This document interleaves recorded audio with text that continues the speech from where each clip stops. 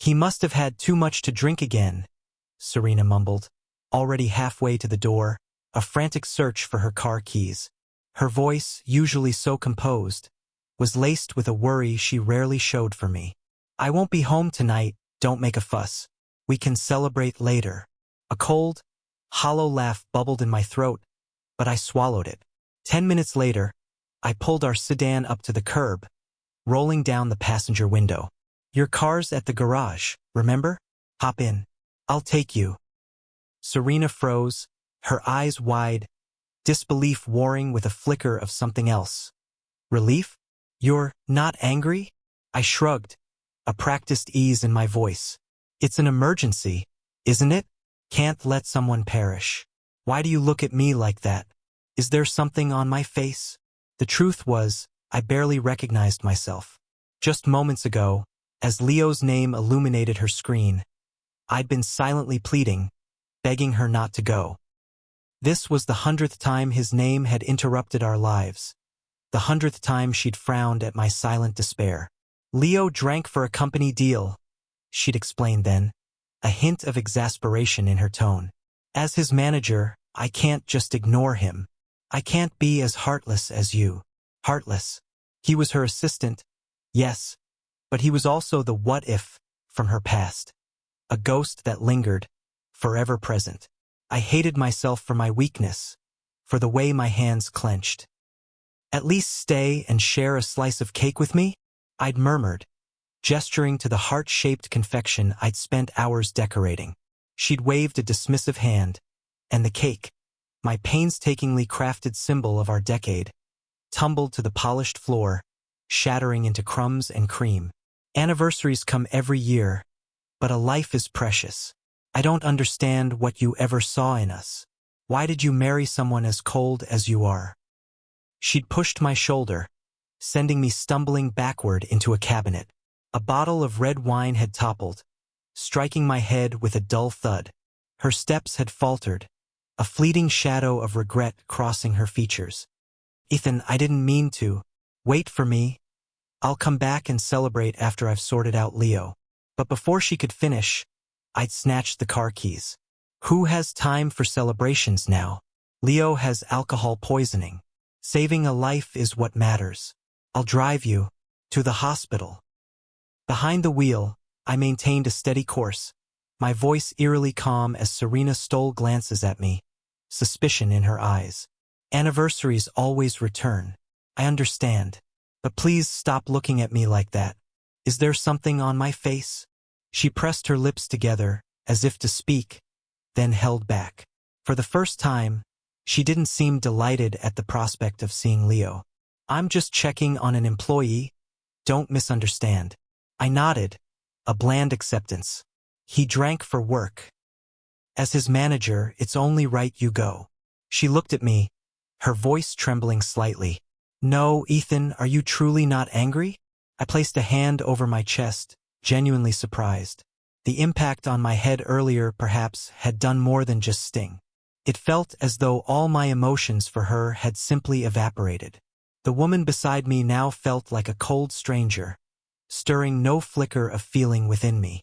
This is your business, I said, with a truthfulness that surprised even myself. Why would I, an outsider, be angry? Do I look like I have nothing better to do? She used to accuse me of being fake, of being a skilled actor. Now, speaking my mind, I'd expected some relief from her, but her face only grew darker. She pounded her fist on the car window, a silent burst of anger. At the hospital, Leo stumbled forward, his arms outstretched. Serena, I knew it. I knew you'd always have me in your heart. He clung to her, a moth to a flame, before suddenly seeming to remember my presence.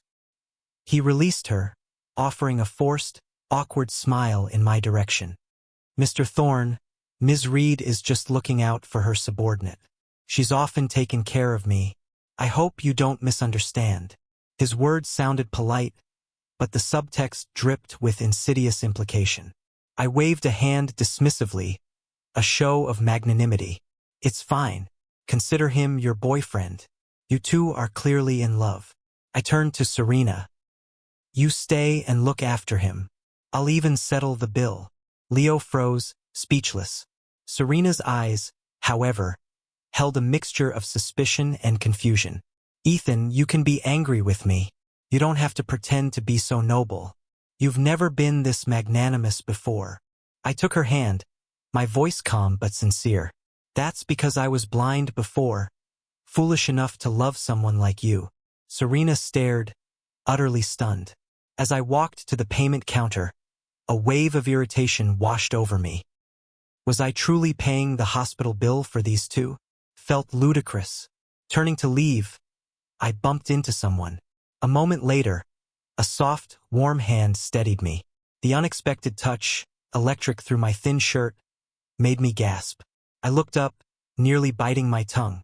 Before me stood a woman in an elegant business suit that perfectly hugged her flawless curves. Behind gold-rimmed glasses, her captivating, foxy eyes held a mesmerizing allure. I swallowed, still within her grasp. I am so sorry. I pulled away quickly, bending to pretend to pick up a non-existent receipt, hiding my flushed face. She had clearly walked into me. Why was I apologizing? Are you all right? She asked, her voice soft yet distinct. A name tag on her chest read, Celeste Thorne, CEO of Thorne Holdings. The female CEO. I couldn't help but observe her more closely. She caught my gaze and smiled, her perfectly white teeth a stark contrast to her full, red lips. My heart hammered, my mind a blank. All I wanted to do was kiss her. I stammered, unable to form a coherent sentence. Celeste chuckled softly. Has anyone ever told you? Your pickup lines are truly terrible. My face burned, a mix of embarrassment and self-reproach. I hadn't meant to flirt, but I couldn't help it. She was exactly my type, down to every detail. Felt unfair. Just as fireworks seemed to explode in my head, I spotted Serena not far away. Her face had contorted into a mask of fury. Ethan, she hissed, her voice a mix of jealousy and indignation. The fireworks in my head instantly turned to mud. She stormed over, grabbed my arm tightly, and pulled me away without another word. Her nails dug into my skin, a sharp pain, yet I grinned like an idiot the entire way home. Serena's face remained stormy. Are you happy to see me caring for Leo? Yes, very. I nodded, still smiling. You wouldn't believe her legs, no? I mean, I'm glad you care so much about your employees. She paused, her expression softening noticeably. I knew you were just sulking. You're upset I didn't apologize properly, right? Look, I messed up this time. Besides, your birthday is coming up soon. I'll give you an early present. The car stopped in front of a luxury watch store. The gift she mentioned was a limited edition watch with a jade-inlaid face. I'd wanted that watch for ages, mentioning it to her 3 times. Each time, Serena had just said, I'll get it for you next time. The 4th time, she finally did buy it, but the watch had sparkled on Leo's wrist. People only turn 21 once, and his family is far away, she'd said then, her voice strangely gentle. What's wrong with me caring a little about Leo's feelings? It's just a watch. It's not worth making a scene over such a trivial matter. I'll buy one for you next time. Okay? Next time, I'd sighed inwardly. From then on, I'd learned to keep silent, no longer mentioning things I liked. Yet today, she herself had brought me here to buy one. I just hadn't expected Leo to be in the store too. He's my assistant, Serena explained. He's just recovering from a serious illness. As his manager, giving him a gift to ward off bad luck is the right thing to do. Leo approached, his voice a mix of petulance and self-reproach. It's all my fault for making Ms. Reed worry so much. Mr. Thorne, if you want to be angry, just be angry with me. Anything to make you feel better. In the past, such words would have ignited my temper, and Serena would have used my outburst as an excuse to leave with him to cool off. But now I felt nothing. No anger, no jealousy, no pain. I simply waved a hand indifferently. Then that's great. You can buy this for me. I pointed to a solid gold watch in the display case, priced at over $100,000. Leo's smile instantly froze. An awkward silence stretched for nearly an hour before he finally managed to force out a look of hardship. "Oh, mate, that watch is a bit pricey for me. I'm just an ordinary employee, and I have parents to look after. Not like you, living a life of leisure without a care in the world." I smirked subtly.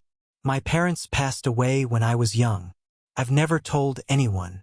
It seemed Serena had shared my personal details with him, perhaps as a joke. "I know you like to tease people," Leo continued, "but I still work for Ms. Reed's company.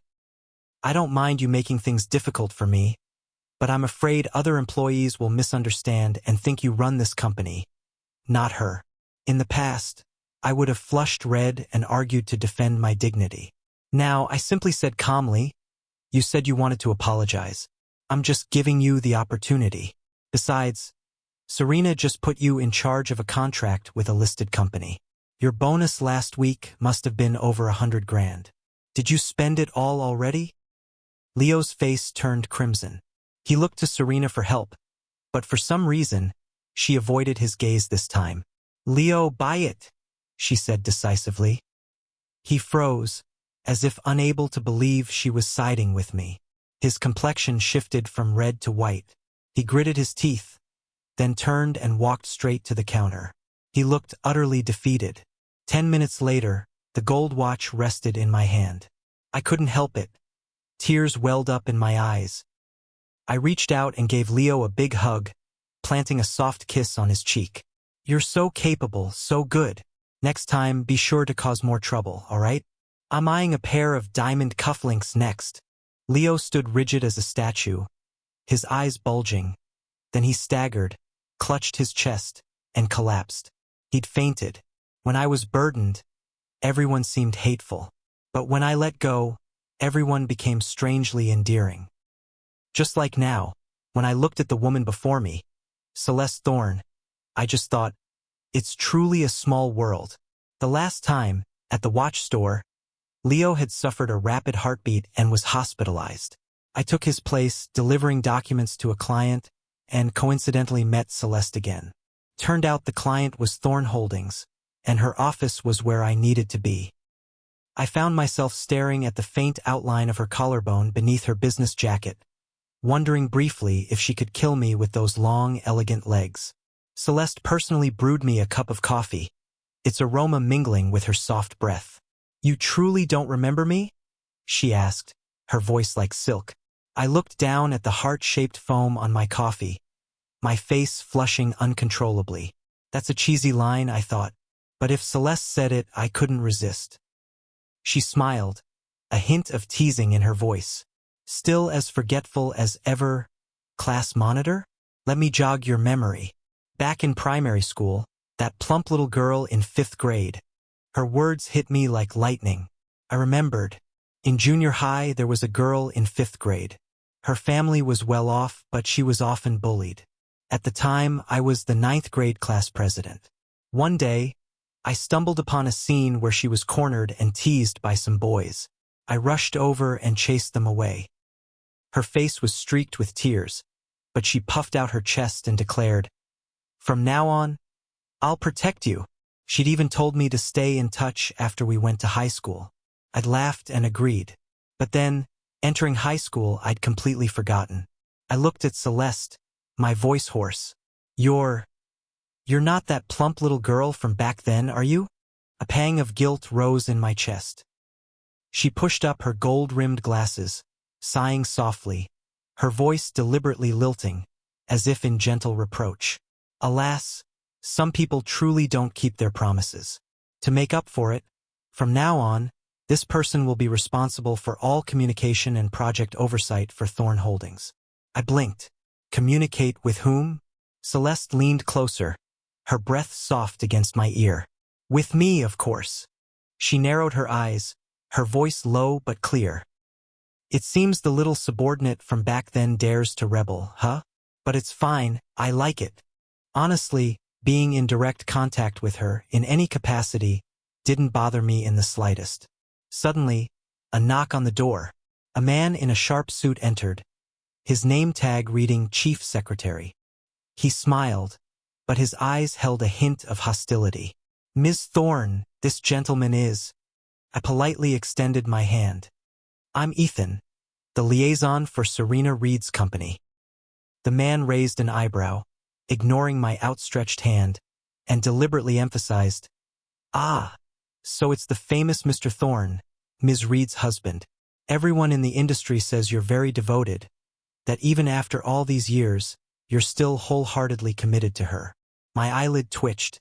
It sounded like he was calling me a foolish, devoted idiot. Celeste glanced at him, her face icy. "Go to accounting and complete your termination paperwork. Don't bother coming in tomorrow." I started, my heart quickening. The secretary still forced a smile. "What?" She walked to my side, her eyes burning, her voice firm. "I'm not like Serena Reed. I'm not blind like her. Every single strand of hair on Ethan's head is precious. I won't allow anyone to insult him. Get out and close the door. Don't let me see your face again." Couldn't help but chuckle. She was clearly trying to make the entire company misunderstand. And indeed she was. Afterward, Celeste led me through all 30-plus floors of the Thorne Tower, introducing me to everyone. By the time every employee smiled and greeted, "Hello, Mr. Thorne," I almost wanted to crawl into a hole. "No, he's not my husband," she corrected with a serious expression. A flicker of disappointment crossed my heart. I lowered my head to drink some water, hiding my expression. "He is my everything." I choked on my water, spitting it all over the table. 2 hours later, after touring the entire building, my legs felt like they were about to give out. Just as I was about to complain, I tripped on a step and twisted my ankle. Celeste's face instantly went pale. She dropped the stack of documents in her hands and rushed to support me. "Where's the car? Get him to the hospital now. Ethan, don't you dare fall asleep. Do you hear me? I won't let you die." I nestled deeper into her arms, murmuring softly, "My dear, I only sprained my ankle, but you smell so lovely." At the hospital, the nurse bandaged my ankle with a bored, eye-rolling expression, but Celeste remained beside me, trembling, looking as if she were about to cry. Only after the doctor confirmed I was as strong as an ox did she finally sigh in relief. Then, without a word, she took me straight back to her villa. "You're so clumsy, so easily hurt," she said. "From now on, I'll have to take care of you myself." Good heavens, I thought. Celeste must never have been the type to actively pursue a man. Her excuse was clumsy, but utterly charming. And truthfully, I loved her directness, and even more, the way she made others surrender. That evening, Celeste emerged from her bath, wrapped only in a towel. Her skin was like snow, her legs long and slender. I unconsciously dropped the glass in my hand. How could such a perfect body exist?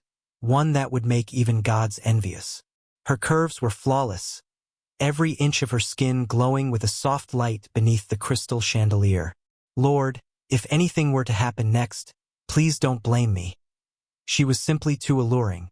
As Celeste began to unbutton my shirt, pressing her soft body against my chest, my mind went blank. In the space between us, there was only breathing, the pounding of my heart, and the faint sounds of desire. In that intoxicating haze, my hand traced the length of her smooth, warm, silk-like skin. "You smell so good," I murmured. "What's your secret?" She chuckled softly. "Thinking of you every time I moisturize. You really like me, don't you? I just want to bite you." "Then try it," she whispered. My brain exploded. She reached for a small bowl of walnuts, lightly squeezed one, and the shell crumbled, fragments scattering onto my face. I wiped them away, chuckling softly. "Every piece tastes of you." She leaned over me, her scent mingling with my skin. Time seemed to melt, day and night blending into each other. Just as I was nearing the edge of ecstasy, my phone rang. It was Serena, her voice hoarse, laced with suppressed anger. "Ethan, have you forgotten you have a wife?" Only then did I snap back to reality. I looked down at my phone. 99 unread messages from Serena, along with a video clip of Celeste carrying me into the hospital. Only then did I remember I was a married man. My mind suddenly cleared. I shot up, quickly getting dressed. "Where are you going?" Celeste frowned. "I have a family," I replied curtly. Her eyes paused, a complex expression flitting across them. "Do you still care about her?" Honestly, I no longer felt anything for Serena, but my conscience held me back. I gritted my teeth. Yes. The hope in Celeste's eyes flickered out. I felt a pang of regret but walked out in silence. When I arrived home, it was late. The air was thick with the smell of cigarette smoke, and ash littered the floor. Serena sat there, her eyes bloodshot. "Where have you been these past few days?" she asked, her voice hoarse. The dining table was covered with an array of delicious dishes, a dust-covered anniversary cake sitting in the middle. "I meant to make up for our anniversary, but you didn't come home. Did you even think about that day?" I was about to speak when her phone vibrated. I glanced at the sender, Leo. "My injury itches so badly. Could you scratch it for me?" I expected her to rush off as always. But no. Serena coolly deleted the message, turned off her phone, and looked at me. "Ethan, change your clothes. I want to take you out to dinner to make up for our anniversary. Just the two of us." On the way to the restaurant, she held my hand tightly, her fingers trembling slightly as if afraid of losing something. She ordered every dish on the menu, stacking plates high on the table. Then she took out her phone, leaned on my shoulder, and took a picture. I saw her post it on social media, this time not private, but public. "Celebrating 10 years with my beloved husband." The likes poured in rapidly. I liked it too, then left a comment, "Getting a divorce soon. The discarded lover is making way for the lead role." Immediately, all the likes stopped. Serena frantically deleted the post. "Ethan, what is wrong with you?" She glared at me as if I were a traitor. I simply raised an eyebrow. I honestly didn't understand. "Why do you have to pretend to care about me? Aren't you tired?" A vein throbbed in her neck, her voice a hiss through gritted teeth. "Ethan, I am your wife." "I know," I said softly. "That's why we need a divorce." Serena froze, then her voice softened, strangely subdued. "I know you're angry with me right now, but we've been married for 10 years, not 10 days. At least give me a chance." I nodded, completely agreeing, but in a different way. "It's been 10 years, and we still haven't managed to love each other. Don't you think it's time we both stopped? Don't tell me you actually love me, Serena. This pathetic pretense doesn't suit you." I picked up my jacket, about to leave, when her trembling voice echoed behind me. "What if I said I truly meant it? I love you, Ethan. Forget that woman. I'll break it off with Leo. We can start over, have a few children, go to the beach, walk in the woods, have barbecues on the sand. I know you have feelings for me too. Otherwise, you wouldn't have been so sad, so hurt all this time, right?" An invisible wave of discomfort washed over me, sharpening my voice. "Serena, do you want me to sleep with another woman right in front of you before you'll believe me? Now I understand why you hated me before. This desperate, illogical clinging of yours is truly sickening." She looked at me, her eyes wide with shock, then quickly welled up with tears. She tried to grab my hand, wanting to say something, but I sharply pulled away and walked straight out the door. Though Serena deleted the post immediately, it was too late. Many colleagues had already seen it. The office buzzed with rumors, and everyone fell silent as I walked in. Leo strolled over, a triumphant smirk on his face. "Sorry, Mr. Thorne, but Ms. Reed has decided to hand the Thorne Holdings project back to me. She said she couldn't let you continue managing it." I tried to refuse, but she insisted. "Well, it looks like I'm about to make another big bonus." I just sighed. "Then you should spend it all before you die so you don't regret it." I suspected Serena had begun investigating Celeste. To be honest, Celeste hadn't done anything wrong. She'd just been dragged into my mess. I felt guilty but wasn't brave enough to contact her again. I gripped my phone for a long time. The bridge between us, I had burned it myself. Now, I couldn't even utter an apology. Perhaps we were never meant to be. I decided to stop everything, booked a flight, and went on a solo trip, telling no one. As soon as I stepped off the plane, my phone began ringing incessantly. It was Serena. I ignored it, but she called again and again. Finally, I reluctantly answered. Her voice was rushed and panicked. "Why did you take so long to pick up? Come back quickly. Something's happened at the company." It turned out that Thorn Holdings, along with a string of other major clients, had simultaneously canceled their contracts. The atmosphere in the company was chaotic, everyone in a state of extreme panic. When I returned, I noticed a few new silver hairs at her temples. "Ethan, you started this mess. You have to find a way to fix it," she snapped. I scratched my head, shrugging. "Fix what?" Her voice rose to a near shriek. "Those clients account for 80% of the company's orders. If we lose them, the company will go bankrupt." "Then let it go bankrupt," I replied coldly. "It's not my company, after all. Besides, do I look like the type to save the world?" She gritted her teeth, her eyes flashing with a mix of despair and anger. "Right now, you are the only one who can save us. Celeste Thorne herself requested you as the project manager. I've scheduled a meeting with her tonight.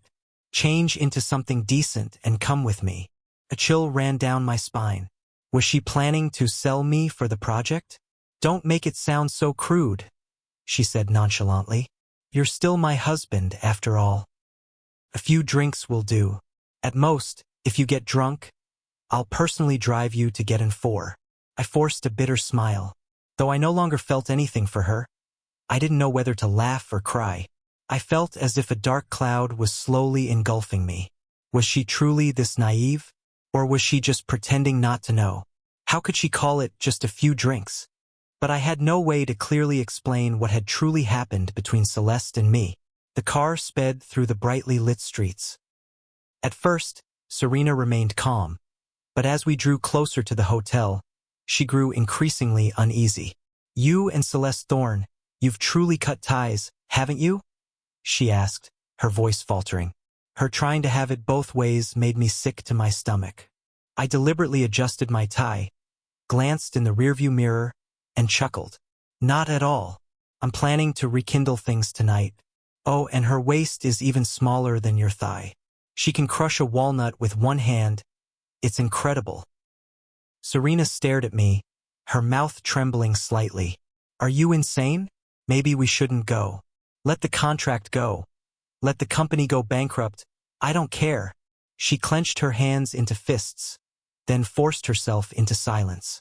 In the hotel lobby, a female assistant from Thorne Holdings approached, politely but coldly blocking Serena's path. "Miss Thorne instructed that only Mr. Thorne is permitted upstairs." "He's my husband," Serena snapped. "Otherwise, both of you can just leave together." I was led to the top floor, where I hadn't seen Celeste in what felt like ages. The atmosphere was heavy, tense, almost suffocating. I walked closer, my voice cautious. "If you truly don't want to work with them, please don't force yourself for my sake." "Ethan." She slowly turned, her eyes red and swollen. "Do you even have a heart?" I choked, my voice raw. "Celeste, I'm married." Her voice suddenly rose to a higher pitch. "Do you think I'm talking about that? Who cares if you're married or not?" I stood frozen, unsure how to respond. "You disappeared without a word. Do you know how worried I was? I was afraid you weren't eating or sleeping, afraid others would bully you, afraid you'd fall again like last time, afraid you'd meet bad people, afraid you'd be sad with no one to comfort you. I was almost insane, Ethan." She rushed into my arms, burying her face in my chest, sobbing. "You're truly terrible. You knew I'd lose sleep worrying, yet you remained silent." I stood motionless, gently placing a hand on her head, my chin resting on her soft hair. "Celeste, you're a good person. I disappeared because I didn't know what to say. My marriage is a mess. There's still so much to deal with. I didn't want to hurt you, nor did I want you to be by my side without any official status. Do you understand?" She looked up, her wet eyes filled with pain. So you'd rather suffer yourself? What do you take me for? If you need a reason to use me, just use me. I don't need you to treat me well. I never wanted to be your wife. I just want you to be happy. Just want to be near you, even if it's just to hover around you. I gently stroked her long hair, my voice softening as if soothing a kitten. All right, it's my fault. I apologize for treating you like an ordinary human. She rubbed her head against my chest. Her voice choked. Don't just pat my head and leave. You have to stroke down my back and hair too. Good heavens, I sighed softly, then actually did as she asked. She let out a small purr of contentment, even rubbing her head against my hand twice. Who could resist this? Then I realized this top floor also had a private bathroom. My love, you must be tired. Let Celeste help you bathe. And please, don't suffer alone anymore. After a bath that left my face flushed as if with fever, I discovered there was also a bedroom with a king-sized bed, the sheets pristine. My love, this bed has always been reserved for you. No one else has ever slept in it. I swallowed. So where do you sleep? She pointed to a corner of the room, where there was a cat-scratching post and a luxurious pet bed. I sighed helplessly. All right, fine. Directly above the bed was a poster of a muscular man, but my own face was clumsily pasted over his head. And in the display cabinet, there were shelves full of 3D printed models of me.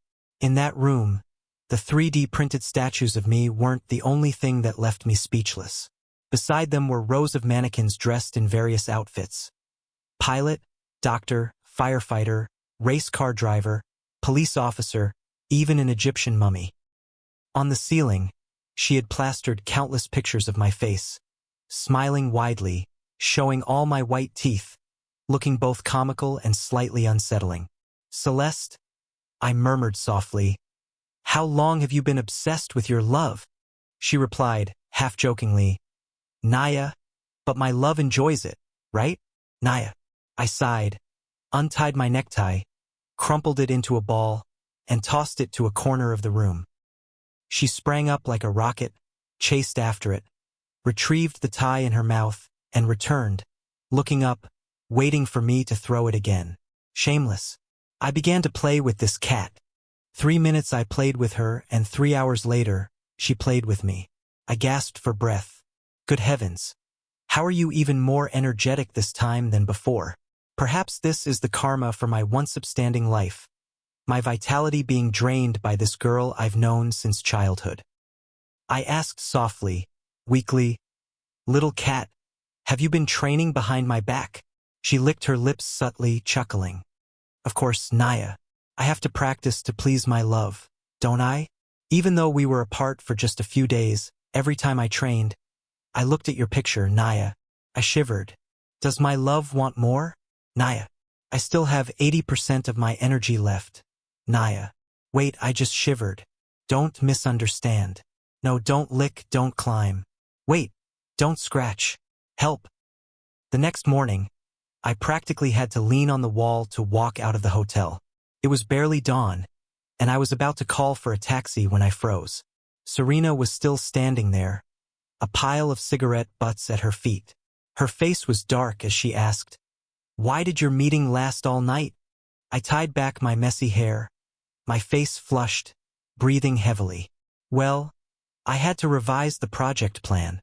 A gentle breeze drifted between us. She gave a faint smile. Don't worry, I won't misunderstand. You don't have to lie.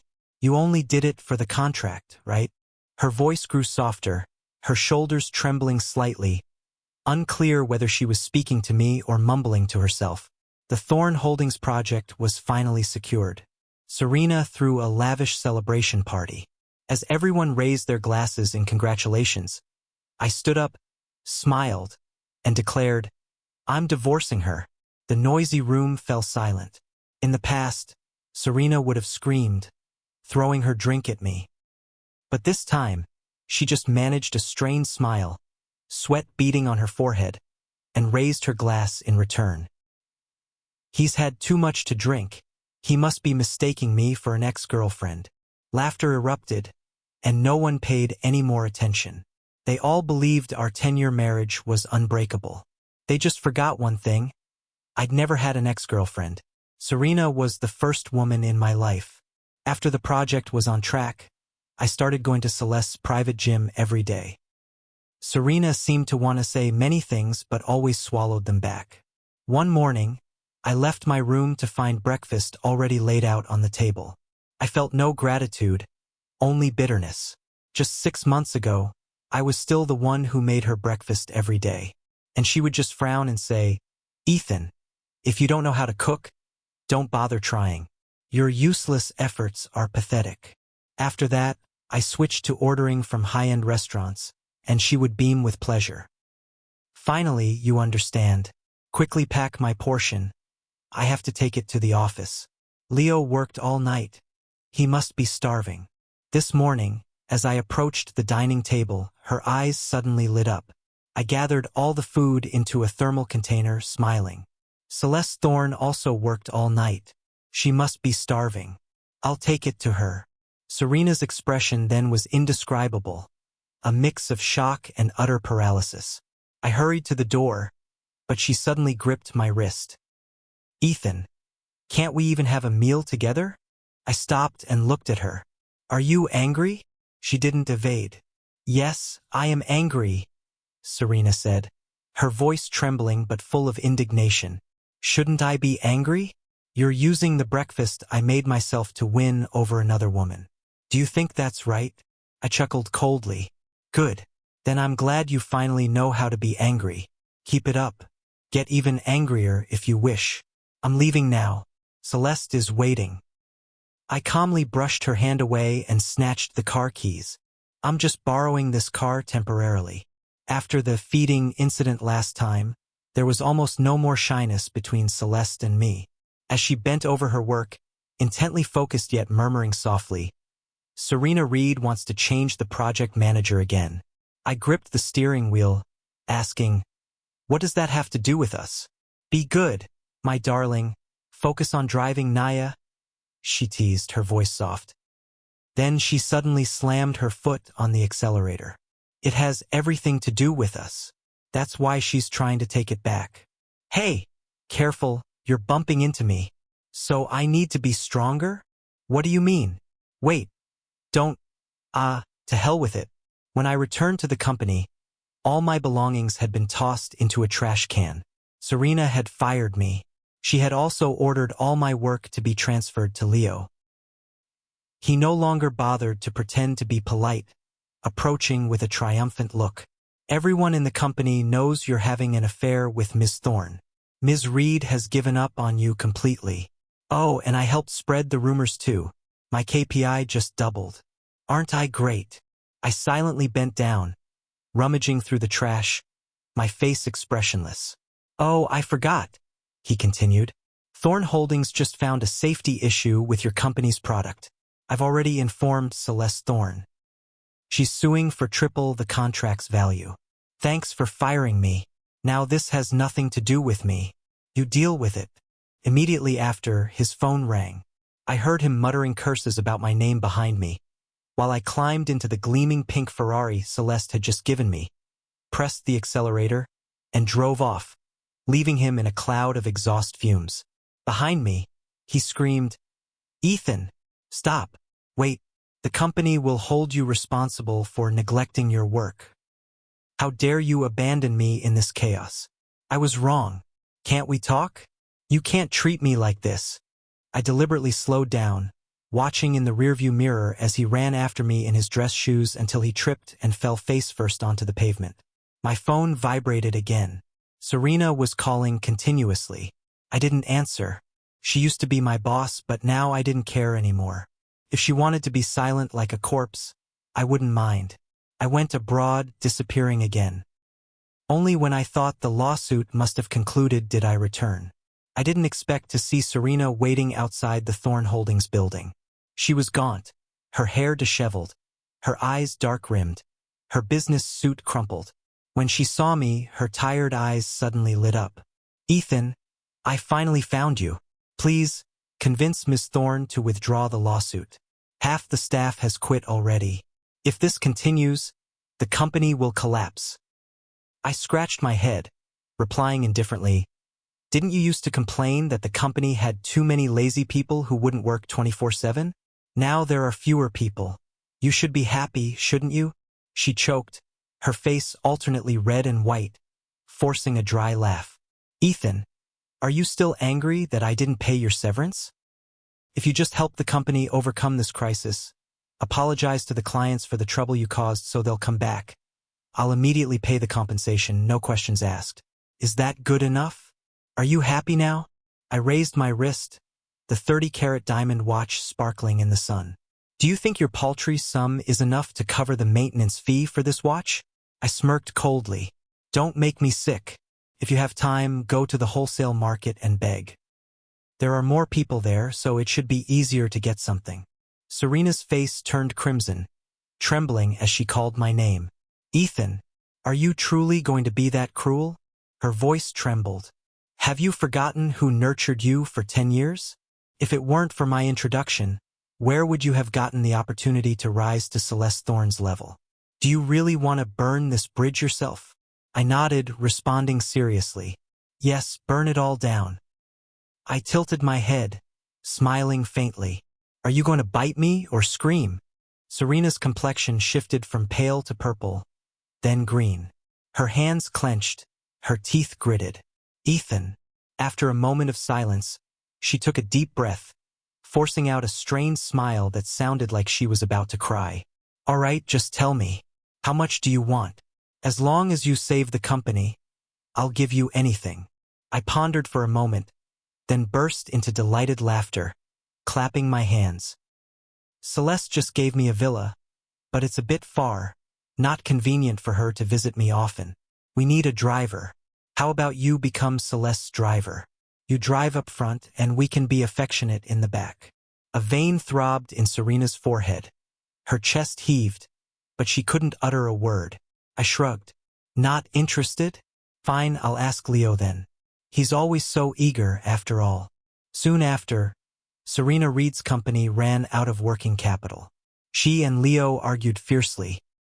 I didn't know what he said, but she flew into a rage and attacked him. In anger, Leo stole the company's trade secrets and sold them to Celeste Thorne. Serena Reed's company collapsed overnight, leaving her with a colossal debt.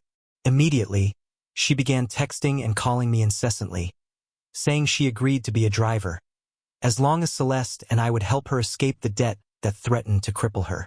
Celeste Thorne coldly relayed a message. "She knows very well who had access to her company's secrets, doesn't she?" Not long after, Leo was kidnapped by a group of people. When he woke up, he was in the hospital.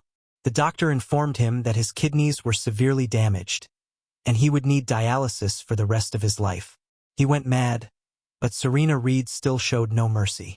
She sued him for selling trade secrets, ignored his mental state, and sent him to prison. Meanwhile, Celeste and I were sunbathing on the beaches of Maui. I handed her a coconut, asking softly, "Were you the one who tipped Serena off about Leo's whereabouts?" She rubbed her head against my chest, her voice as soft as a kitten's purr. "Do you think I'm that kind of person, my darling?" I smiled, tapping her head gently. "I don't just think it, I know it. But you did well." She giggled, and I just sighed contentedly. My life gradually returned to its rightful course. I officially joined Thorne Holdings, taking on the position of Celeste Thorne's chief of staff. Occasionally, the company would have new employees who didn't like me. They would slick back their hair, douse themselves in cologne, and squeeze in between Celeste and me. "Miss Thorne, Mr. Thorne is too busy. Let me take care of small things like making your coffee." Celeste adjusted her tailored suit, saying softly, "The Starbucks is right across the street. You can go there and make as much coffee as you like."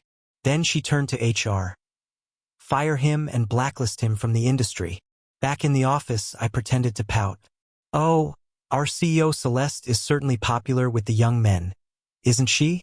Not planning to pick one, she maintained her elegant posture, chuckling softly. "Every strand of hair on my body belongs to you. Only you have the right to pluck them." That day she seemed different, Her shirt was buttoned all the way to her neck. I was about to ask if she was hot when she turned, bowed slightly, and gently pulled down her collar, revealing a delicate silk ribbon wrapped around her neck. A slender chain ran along her collarbone, dropping gently to her flat stomach. I swallowed, unable to control myself. The distance between us gradually narrowed. Her voice whispered, soft as the wind. "My love, do you want to pull this ribbon? You regret firing him, don't you?" Celeste said, her eyes twinkling mischievously. "I'll tell HR to call him back." My hand trembled slightly, and I forced a smile. "Why would you call him back?" She leaned closer, her voice a soft whisper. "I want him to see you caressing me, to make him green with envy." My hand trembled again, and I tried to remain calm. "Where did you get that ribbon and chain?" Celeste looked up, a hint of jealousy in her eyes.